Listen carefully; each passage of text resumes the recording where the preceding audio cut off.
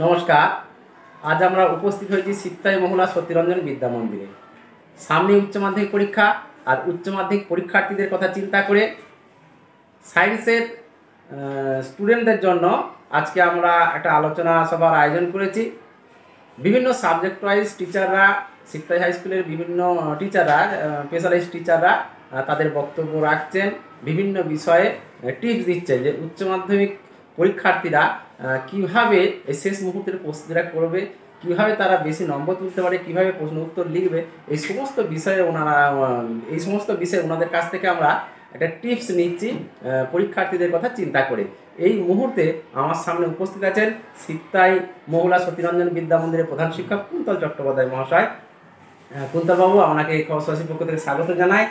যেটা মূল আলোচনার বিষয়ে আমরা প্রথমেই চলে আসছি যে সামনে উচ্চ মাধ্যমিক পরীক্ষা হাতে আর কয়েকটা দিন আছে।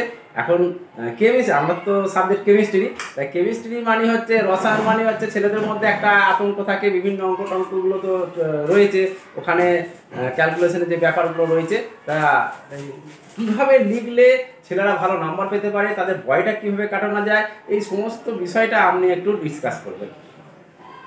নমস্কার। খবর সোজাসুজির পক্ষ থেকে, খবর সোজাসুজির পক্ষে আপনি সম্পাদক মহাশয়, আপনাকে অশেষ ধন্যবাদ। এইরকম একটা বার্নিং বিষয়, যেটা ঠিক পরীক্ষার জাস্ট প্রাককালে বোর্ডের ক্ষেত্রেও আমরা এটা করেছিলাম, এটা কাউন্সিলের জন্য প্রযোজ্য। মূলত কেমিস্ট্রি বিষয়টা হচ্ছে, এটা রসায়ন, আমরা সবাই জানি। মূল অংশ হচ্ছে এই রসটা যদি কেউ না পায় তাহলেই সমস্যা। এইবার রসায়নের মূল স্তম্ভ হচ্ছে 4টে থেকে 5টা চ্যাপ্টার। এবার যার কিছু অংশ 11-এ করানো হয়ে যায়, আর কিছু অংশ থাকে 12। তো এই 4টে চ্যাপ্টারের পরমাণুর গঠন, পর্যায় সারণী, রাসায়নিক বন্ধন এবং জারণ বিজারণ, এবং তার সঙ্গে আমাদের জৈব রসায়নের একটা প্রাথমিক পার্ট আছে, যেটা মোরললেস 11-এ হয়ে যায়। এরপরে যেটা হয় সেটা হচ্ছে বেশিরভাগটাই মুখস্থর বিষয় থাকে। আচ্ছা, সেই জন্য অনেকেই যারা বলেন যে কি বলে সায়েন্স পড়লে হয়তো অতটা মুখস্থ করতে হবে না, সেটা একবারেই ভুল। কেমিস্ট্রির ক্ষেত্রে কিন্তু অনেক বিষয় মুখস্থ করতে হবে। আচ্ছা, এটা এক নম্বর। 2 নম্বর হচ্ছে আমাদের সিলেবাস যে বিভাজনটা, সিলেবাস বিভাজনে 70 নম্বর হচ্ছে থিওরিটিক্যাল, আর 30 নম্বর হচ্ছে প্র্যাকটিক্যাল। 70 নম্বর থিওরিটিক্যালে আমাদের যে নম্বর ডিভিশনটা করা আছে, সেই নম্বর ডিভিশনে 14টা এমসিকিউ। আচ্ছা, তারপরে 1 নম্বর করে 4টে প্রশ্ন থাকে, এসএকিউ, ওটা এসএকিউ হিসেবেই, শর্ট অ্যান্সার টাইপ। তারপরে 2 নম্বর করে থাকে 5টা, 3 নম্বর করে আছে 9টা, আর 5 নম্বর করে আছে 3টে। এই হচ্ছে নম্বর ডিভিশন। এইবার সাধারণভাবে আমরা যখন বেশি নম্বর তোলার দিকে যাব, সেক্ষেত্রে আমার অবজেক্টিভ যেগুলো, অর্থাৎ এমসিকিউ এর পার্টটা এবং এসএকিউ এর যে পার্টটা আছে, অর্থাৎ ওখানে 14 আর এখানে 4, এই 18 নম্বরটা যতটা সম্ভব কারেক্ট করতে হবে। এরপরে আছে 2 নম্বরের যেগুলো, এখানেও কিন্তু যে নম্বর যে প্রশ্ন থাকে আর কি, যে চ্যাপ্টারের উপরে প্রশ্ন দেওয়া হয়, সেই চ্যাপ্টারগুলো অলরেডি ছেলেরা জানে, কেননা সেগুলো মেনশন করা আছে যে কোথা থেকে প্রশ্ন আসে। সেটা অবজেক্টিভের ক্ষেত্রেও যেমন প্রযোজ্য, তেমনি বড় ক্ষেত্রেও, বা শর্ট লং অ্যান্সার টাইপ যেগুলো রয়েছে। এখন এগুলো আমাদের তো সাহিত্য নয় বা হিস্ট্রি নয়, তো স্বাভাবিকভাবে এখানে যখন আমরা বড় প্রশ্নের কথা বলছি, সেখানে কিন্তু খুব বেশি হলে 2 নম্বর, আর যদি ক্যালকুলেশন থাকে তাহলে 3 নম্বর। আচ্ছা, হাফ থেকে শুরু আছে, হাফ। তো স্বাভাবিক এইগুলোতে নম্বরগুলো আমায় তুলতে হয়, যার জন্যে খুঁটিয়ে পড়াটা হচ্ছে সবচেয়ে জরুরি। শেষের যে পার্টটা আছে, যেখানে 5 নম্বরের 3টে প্রশ্ন আছে, সেই 5 নম্বরের 3টে প্রশ্নের একটা থাকে কাইনেটিক্স বলে, মানে গতিবিদ্যা, একটা থাকে আমার পি ব্লক এলিমেন্টস থেকে, যেখানে গ্রুপ 5, গ্রুপ 6 এইগুলো মূলত, আর একটা হচ্ছে আমার অ্যালডিহাইড, কিটোন আর অ্যাসিডের একটা চ্যাপ্টার আছে, জৈব রসায়ন। তো স্বাভাবিক এইখানে যখন আমাকে এই যে 15 নম্বর, এটা কিন্তু আমাদের একদম বাঁধা, যে এখান থেকেই এটা প্রশ্নটা আসে। এবং মোরাললেস দেখা গেছে আমাদের কাইনেটিক্সের ক্ষেত্রে কয়েকটা ডিডাকশন আছে, যেখানে first order reaction, second order reaction, কি শূন্য অর্ডার রিয়াকশন, এরকম রিয়াকশনের কয়েকটা ডিডাকশন। সেখানে অর্ধআয়ু থেকে শুরু করে এবং একটা বিক্রিয়া শেষ হতে কত সময় লাগে সেই বিষয়গুলোর উপরে এটা থাকে। অর্ডার এবং কি বলে যেটা ক্রম বলছি আর কি, সেই তার সঙ্গে বা সেটা বলতে কি বোঝায়, সেটা মলিকুলারিটি একটা বিষয় আছে, সেটা বলতে কি বোঝায়, অনেক সময় এগুলোর পার্থক্য দেয়। যার ফলে এই যে চ্যাপ্টারটা অনেকটা জানা যে এই প্রশ্ন আসতে পারে, এবং এটা খুব একটা কঠিন নয় এখান থেকে 5 নম্বর পাওয়া। প্লাস হচ্ছে এখান থেকে অঙ্ক থাকে অনেক সময়তেই, হয়তো ডিডাকশন দিল একটা 2 নম্বরের কি 3 নম্বরে, তার সঙ্গে একটা 2 নম্বরের অঙ্ক। 5 নম্বরের প্রশ্নগুলোতে আমরা পার্ট মার্কিং, হ্যাঁ অবশ্যই পার্ট আছে। এটা 5 নম্বর মানে এরকম নয় যে এটা টোটাল 5 নম্বরই দেওয়া থাকে। এখানেও কিন্তু নম্বর ডিভিশন কখনো 2-2-1, কখনো 1-2-2, কখনো 3-2 এরকম। এবার বেশিরভাগ ক্ষেত্রে এই ধরনের পার্ট মার্ক এখানে কিন্তু আছে। এবং এই পার্ট মার্কগুলোতে যেহেতু এই চ্যাপ্টারগুলো একদম স্পেসিফিক, সেই কারণে এখান থেকে কিন্তু মানে খুব সিলেক্টিভ প্রশ্ন আসে। এবং যেটা ছেলেদের করার ক্ষেত্রে আমার যা মনে হয়, যদি তারা ওইভাবে পড়ে তাহলে সমস্যা হওয়ার কথা না।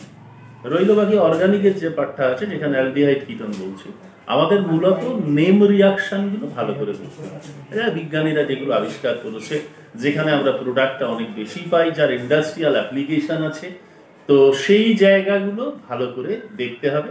এবং সেইগুলো থেকেই আমাদের কনভার্সন থাকে অনেক সময়, যেগুলোতে দেখা যায় হাফ নম্বর দেওয়া আছে। তো এক্ষেত্রে কনভার্সনে আমাদের শর্তগুলো বা যে রিয়েজেন্টগুলো আমাদের ব্যবহার করা হয়েছে সেগুলো উল্লেখ করতে হয়, এবং সেখানে হাফ নম্বর দেওয়া থাকে। তো এরকম পাঁচটা যে নম্বর আছে, তাতে দেখা গেল হয়তো 10টা ওরকম স্টেপে হাফ হাফ হাফ হাফ করে দেওয়া হয়েছে। ঠিক আছে, সুতরাং এখান থেকেও নম্বর পাওয়া সোজা। ছেলেদের শুধু ওই বিষয়টা যে যটা নেম রিয়াকশন আছে আমাদের ওই অ্যালডিহাইড কিটোন চ্যাপ্টারে, সেই নেম রিয়াকশনগুলোকে ভালো করে তাদেরকে দেখতে হবে, তাহলেই কিন্তু এইখান থেকেও 5 নম্বর পেতে যাবে। যেটা অসুবিধা হয় সেটা হচ্ছে ওই পি ব্লক, যেটাকে বলছি আমি, ওই পি ব্লক এলিমেন্টসটা, কারণ ওটা একটা ভাস্ট চ্যাপ্টার এবং ওটা ইনঅর্গানিক পার্ট।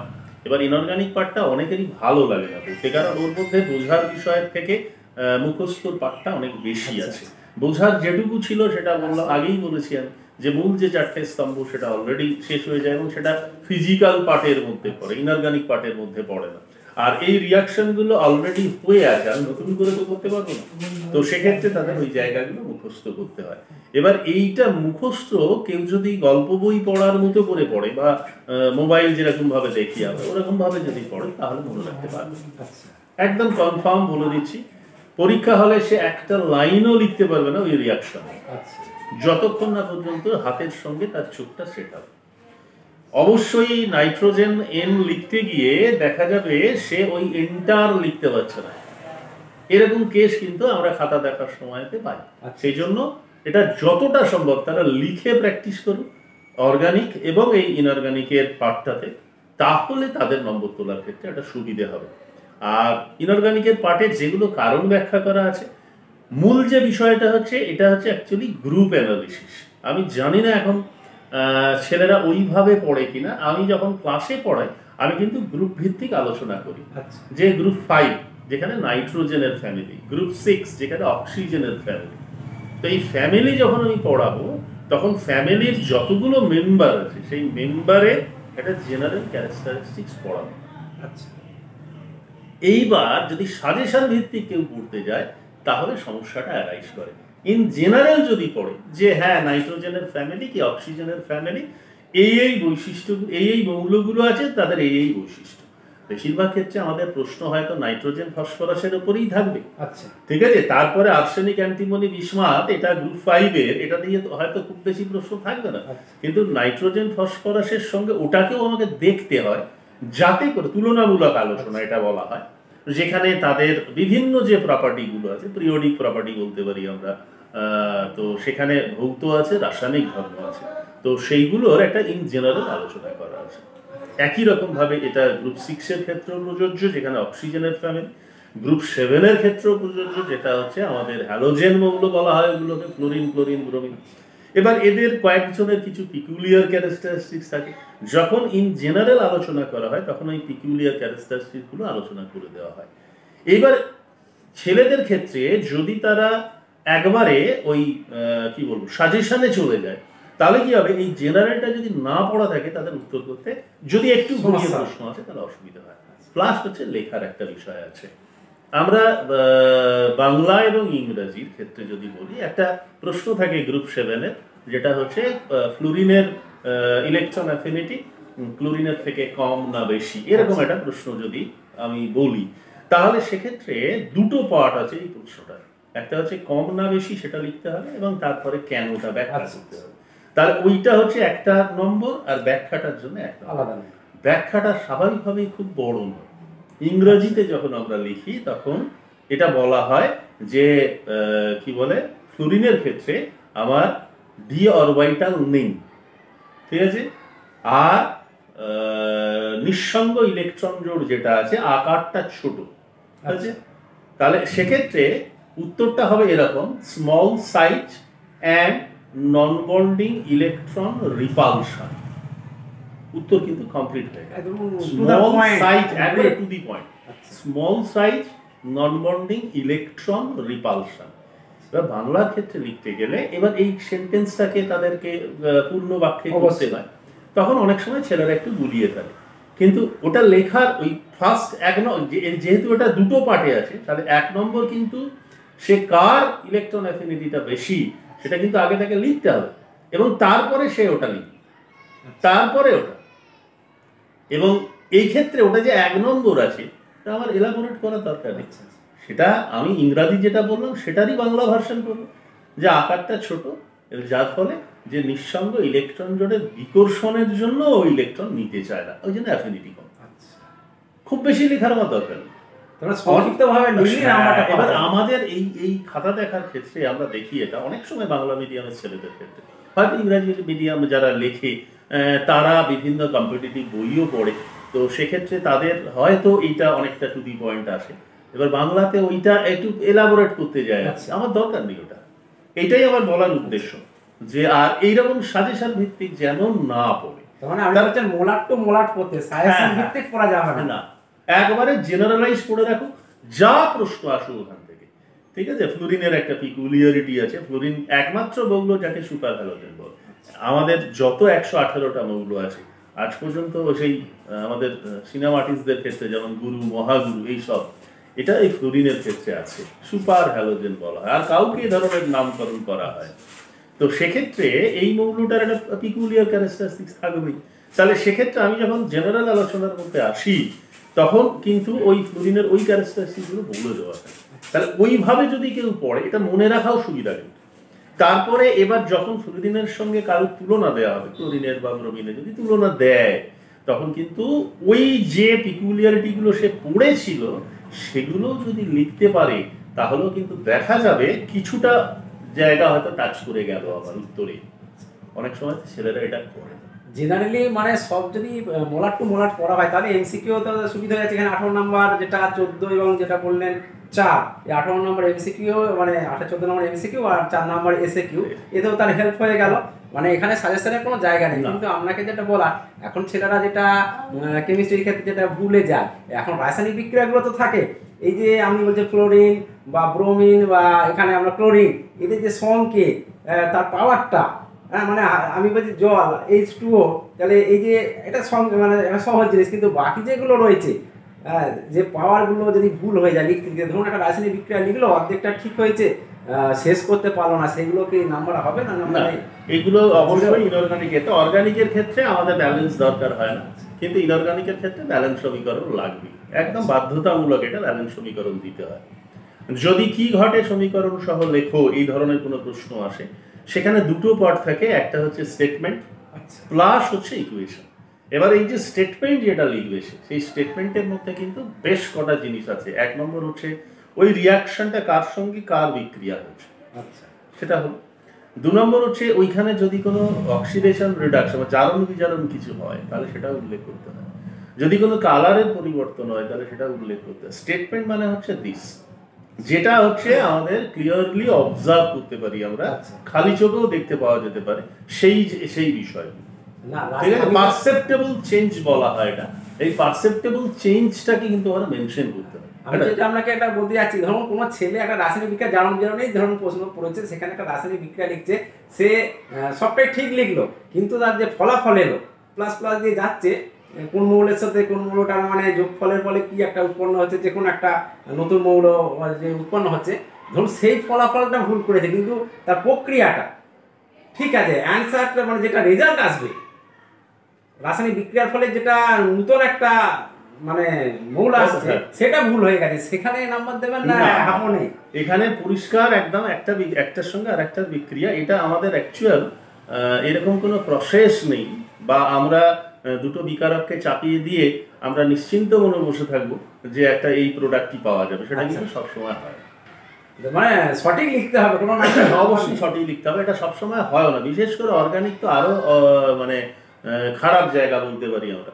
সেখানে দেখা যাবে আমি হয়তো জানি মানে ওই তো দুটো রিয়েজেন্ট আমি বসিয়ে দিলাম আমার যা বাকি শর্ত দিয়ে, দেখা গেল পরের দিন সকালবেলা আমার প্রোডাক্ট হয়েছে অন্য। এবার সেক্ষেত্রে তখন আমাদের ক্লারিফিকেশন আসে যে হ্যাঁ কেন এটা হলো, এই বিষয়টা কিন্তু থাকে।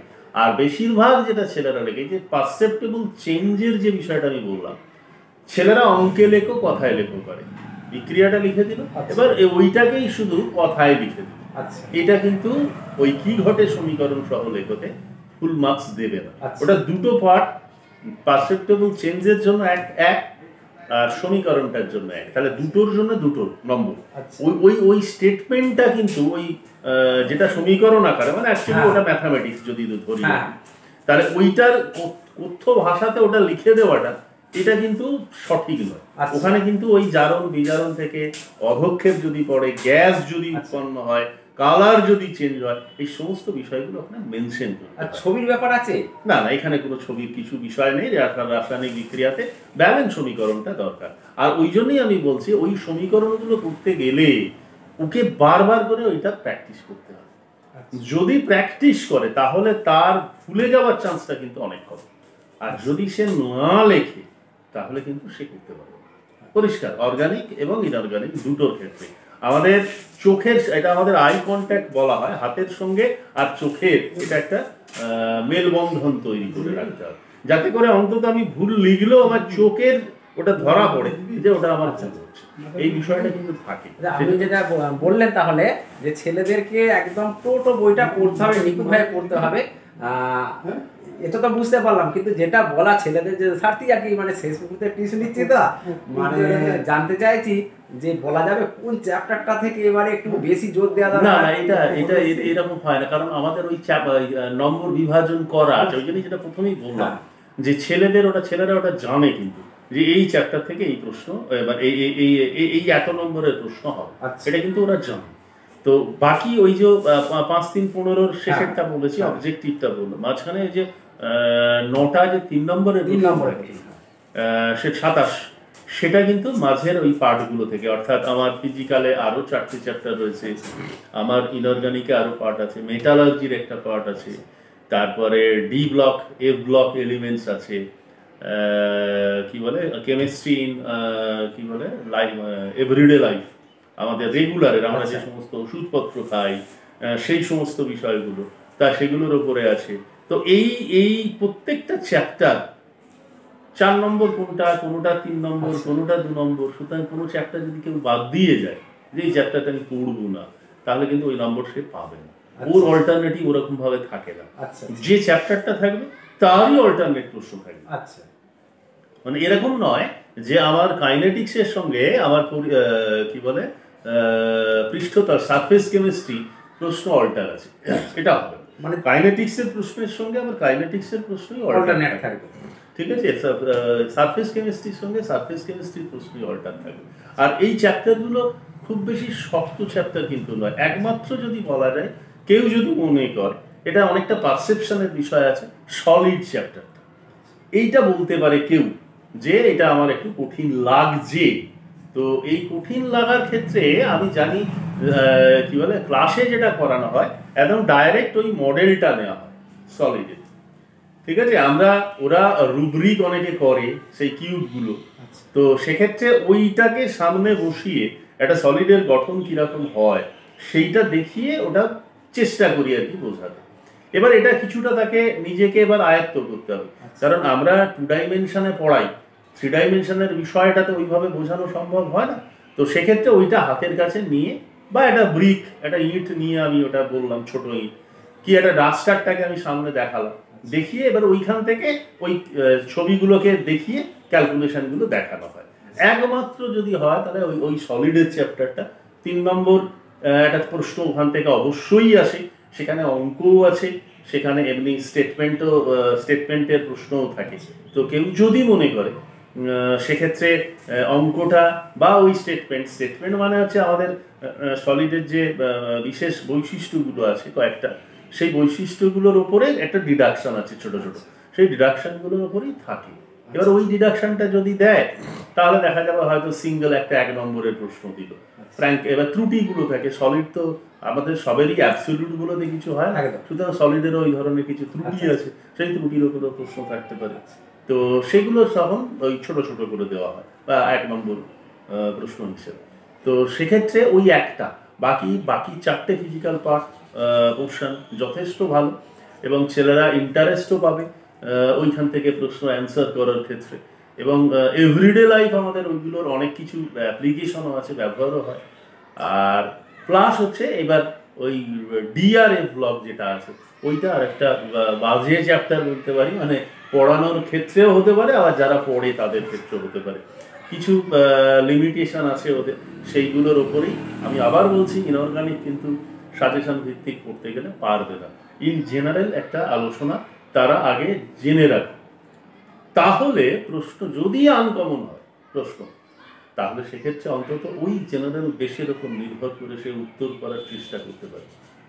আর যদি ওইটা না জানে তাহলে সে কোনোটাই পারবে না।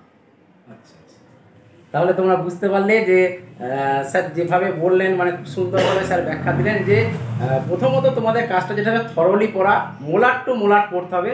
সায়েন্সে তো সাজেশনের কোনো বিষয় থাকে না, বিশেষত আবার কেমিস্ট্রি, সেখানে টোটালি একদম থরলি তোমরা পড়ো, মোলাট টু মোলাট পড়ো, কোনো চাপ নেবে না, টেনশন মুক্ত হয়ে তোমরা লিখবে।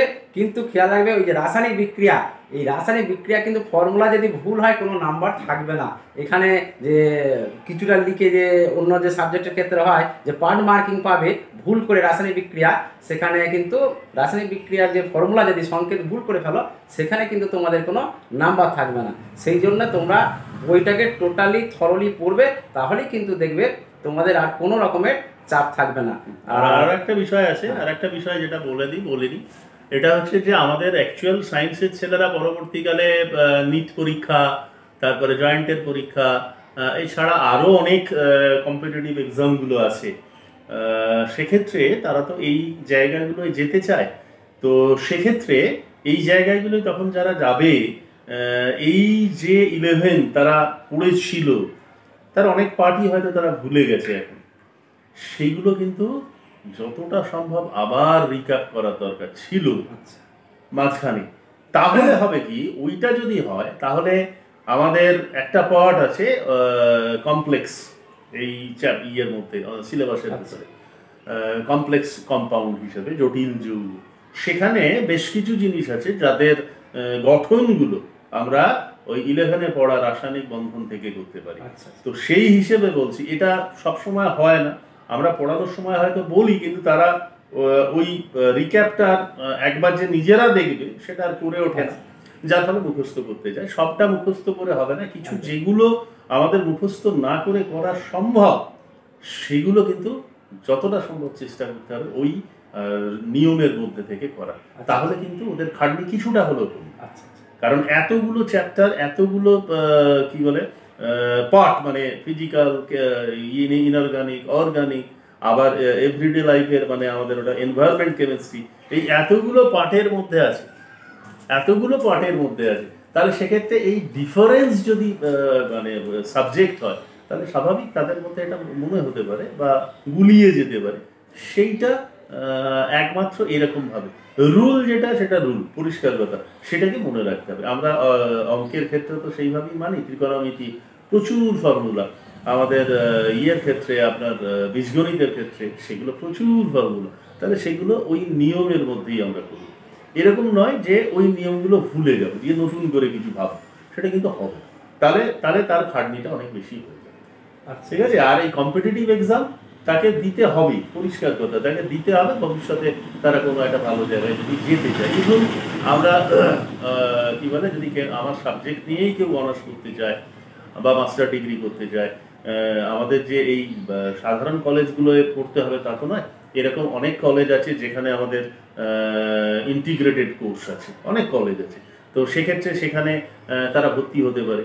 আমাদের আইজারের একটা ইয়ে আছে, যেটা আমাদের কলকাতায় একটা সেন্টার আছে, করানো হয়, সেখানে ইন্টিগ্রেটেড কোর্স আছে এই সাবজেক্টের, বায়োসায়েন্স, কেমিস্ট্রি সবেরই আছে। তো সেক্ষেত্রে সেটা তারা করতে পারে। তো তার জন্য আমাদের কম্পিটিশনে বসতে গেলে সাজেশন একবারই সম্ভব নয়। তাহলে সাজেশনটাকে মাথা থেকে বার করে দেওয়াটাই এখানে বুদ্ধিমানের কাজ, যারা সায়েন্স অন্তত পড়ছে, যাতে ভবিষ্যতে তাদের ভালো হয়। তাহলে স্যারের কথা তোমরা বুঝতে পারলে যে সাজেশনটা এসে নয়, একদম মোলার টু মোলার তোমরা পড়ো, থরলি পড়ো, তাহলেই তোমাদের কিন্তু দেখবে খুব ভালো নাম্বার উঠবে। কেমিস্ট্রিতে 100-100ই পাওয়া যাবে, কোনো অসুবিধা নেই। 70 নম্বরের লেখা আর 30 নম্বর আমাদের প্র্যাকটিক্যাল। এখন আমরা যেটা স্যারের কাছ থেকে জানতে চাইবো, উনি তো chemistry subject, chemistry teacher, chemistry subject নিয়ে বললেন, কিন্তু যেহেতু উনি একটা ডিপার্টমেন্টাল হেড, মানে স্কুলের, মানে হেড অফ দ্য ইনস্টিটিউশন, সামগ্রিকভাবে উচ্চ মাধ্যমিক পরীক্ষার্থীদের উদ্দেশ্যে এবং যারা একাদশ শ্রেণী পরীক্ষা দেবে সেকেন্ড সেমিস্টার, এই টোটাল এই একাদশ এবং উচ্চ মাধ্যমিক পরীক্ষার্থীর উদ্দেশ্যে আপনার কি বার্তা রইল? না, শিক্ষার্থীদের উদ্দেশ্যে একটাই বার্তা, যেটা আমি বোর্ডের ক্ষেত্রেও বলেছি, এটা ওদের সেকেন্ড পরীক্ষা হবে। 11টা তো এখন তো হোম সেন্টারই আছে, এটা এই পার্ট 2টাতে তো যাবে না ওরা, এরা একবারে সেই আমাদের ফোর্থ সেমিস্টার থেকে ওরা বাইরে বেরোবে। তাহলে ন্যাচারালি হোম সেন্টারের একটা সুবিধা সবসময় থাকে। বাইরে বেরোনোর ক্ষেত্রে একটা কি বলবো, মনস্তত্ত্ব প্রবলেম তৈরি হয়, যে কিরকম হবে, কিরকম গার্ড হবে, সবটাই যেগুলো আগে মাথায় আসে, ভয় পাওয়ার বিষয়। তো সেইগুলো মানে কি বলবো, খুব সামান্য বিষয়। এগুলো আগামী দিনে আমরা যখন পথ চলবো, এইখান থেকেই তো এবার আমাদের লাইফটা তৈরি করতে হবে। সুতরাং আমরা যখন রাস্তা দিয়ে চলবো, তখন কিন্তু এইরকম আমাদের দিকে তাকিয়ে থাকা, অর্থাৎ ওই ইনভিজিলেটর প্রচুর পাওয়া যাবে। আচ্ছা, প্রচুর পাওয়া যাবে। আমি কিন্তু পরিষ্কার আমার ছাত্রদের উদ্দেশ্যে বক্তব্য, ওই ইনভিজিলেশনের বিষয় আমি মাথায় রাখবো না। আমাকে আমার কাজটা করতে হবে এবং সেটা নিখুঁতভাবে। আমি যে কাজটাই করি, আমি যদি খেলিও, তাহলে যখন খেলবো আমি তখন 100%, ওতে আমার মোটিভেশন থাকবে। যখন আমি পড়বো তখন আমার 100% থাকবে, এবং তবেই কিন্তু আমি কাঙ্ক্ষিত জায়গায় পৌঁছাতে পারবো, তাহলে পারবো না।